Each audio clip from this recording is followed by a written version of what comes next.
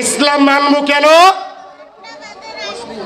ইসলাম এই জন্য মানবো, ইসলাম ছাড়া আল্লাহর কোন ধর্মের কথা গ্রহণযোগ্য করবে না। যদি কেউ ইসলাম ধর্ম ছাড়া আর কোনো দিন আর কোনো ইজম তরিকা পথ পদ্ধতি ব্যক্তি জীবনে তালাশ করে সেট আপ করে প্র্যাকটিস করে আমল করে, ওই আমলটাকে আল্লাহ সুবহানাহু ওয়া তাআলা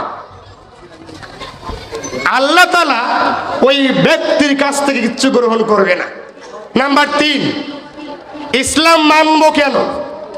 ইসলামে আল্লাহর নবীর আনুগত্য করলে আল্লাহ আমাকে জান্নাত দিবে।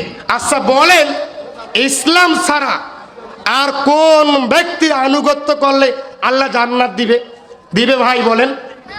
সাকিব খানের দিবে? নেইমারের, মেসির, রোনালদোর, কাকার দিবে না জান্নাত? না, আল্লাহ দিবে না।